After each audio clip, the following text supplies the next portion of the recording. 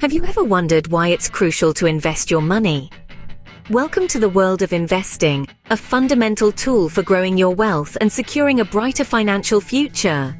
Unlike stuffing cash under your mattress or keeping it in a traditional savings account where it earns minimal interest, investing allows your money to work for you. Think of investing as planting a seed. Initially, it might not look like much, but over time, with the right conditions and care, it grows into a robust tree. Similarly, when you invest, you give your money the potential to grow, benefit from compound interest, and increase in value over the years.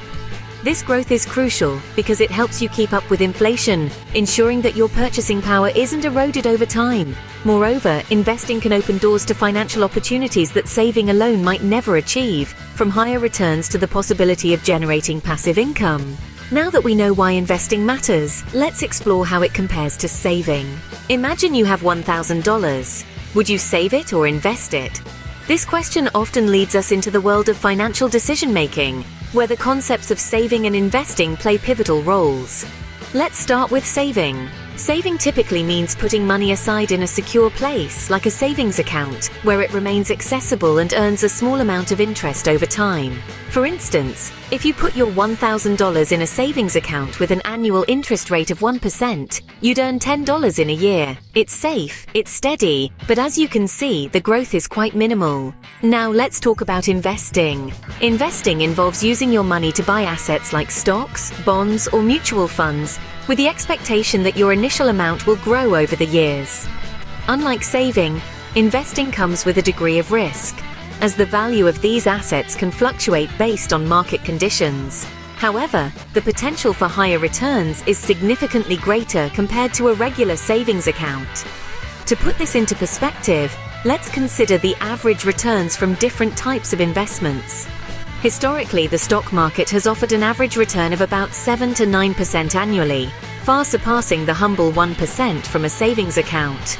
Bonds and mutual funds, while generally less volatile than stocks, also typically offer higher returns than savings accounts, ranging anywhere from 3 to 5% annually, depending on the type and risk level of the investment. So, why do these differences matter? Over the short term, the contrast might not seem very stark. But as time goes on, the gap widens dramatically due to the power of compound interest. This means that the returns you earn themselves start to earn returns, creating a snowball effect that can significantly increase the value of your initial investment. Clearly, investing offers the potential for higher returns. But what does this look like in the long run? Let's project into the future, 10 years ahead. How do saving and investing stack up? Imagine you have $1,000. You decide to put this money into a savings account with an annual interest rate of about 1%. Sounds safe, right? On the other hand, let's consider you chose to invest that same $1,000 in the stock market, which for this scenario we'll assume has an average annual return of 7%. Now flash forward 10 years. In the savings account, your money grows slowly due to the magic of compound interest, but at a modest rate. After a decade, your initial $1,000 turns into approximately $1,105. It's a gain, no doubt, but let's compare this to what happens if you had invested in the stock market. With an average annual return of 7%, compounded yearly, your investment would grow much more significantly. By the end of the same 10-year period, the $1,000 could potentially balloon to about $1,967. That's nearly double the initial amount. This stark difference in outcomes is primarily due to the rates of return. The 1% annual interest in a savings account can't compete with the potential 7% return from the stock market. While the market has its ups and downs over long periods, it tends to grow considerably. Moreover, the concept of compound interest in both scenarios shows that your money can work for you. In the savings account, the interest earned is added to the original amount, and the same happens with returns on investments. However, higher rates in the stock market mean that the compound interest has a much more pronounced effect, magnifying your returns over the years. The difference is stark, but why does this happen? Let's dive deeper into the mechanics of investing. Why do investments potentially yield higher returns? Let's dive into the mechanics behind this intriguing question. At its core, investing is the act of putting your money into ventures like businesses, real estate, or stocks, with the expectation that these entities will grow over time. As these businesses expand and become more profitable, They generate returns, part of which is shared with investors. This is the fundamental reason why investments have the potential to yield higher returns compared to simply saving money in a bank. However, with the potential for higher returns comes a higher level of risk. Not all investments will succeed. Some businesses may fail, or economic conditions might change unfavorably. This is where the concept of risk versus reward enters the picture. Higher risks are often associated with higher potential rewards. For instance, investing in a startup might be riskier than putting money into a well-established company, but the potential returns can be significantly greater if the startup succeeds. To manage these risks, investors often use a strategy known as diversification. This involves spreading your investments across a variety of assets and sectors. By not putting all your eggs in one basket, so to speak, you can reduce the impact of a single investment's poor performance on your overall portfolio.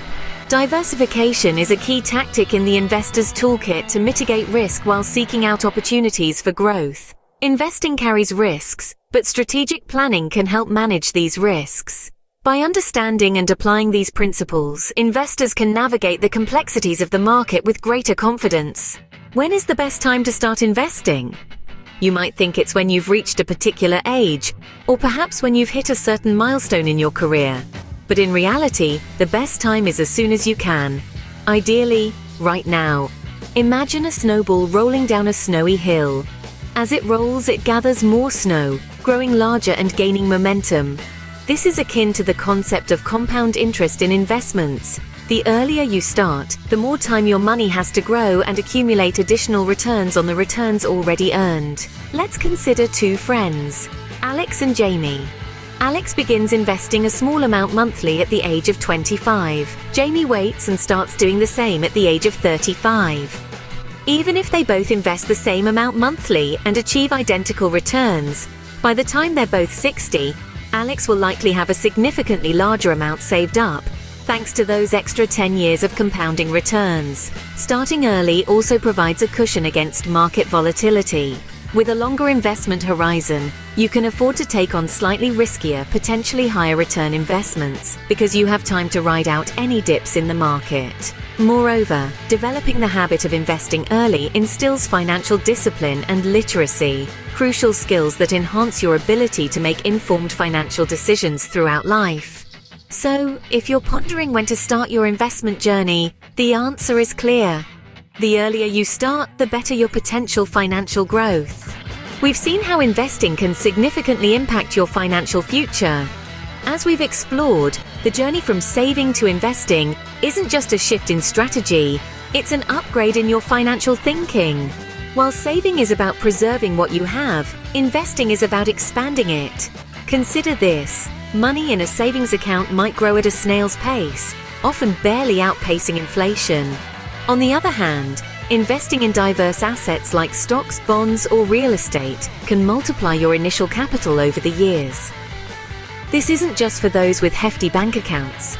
With options like mutual funds or exchange-traded funds, even modest amounts can be the seed for growing wealth. Moreover, the earlier one starts, the more profound the potential impact, thanks to the power of compound interest. Every day not invested is a missed opportunity for growth. So remember, investing isn't a playground for the few. It's a field open to all who are ready to learn and grow. Invest wisely and take charge of your financial future. Start today, not tomorrow.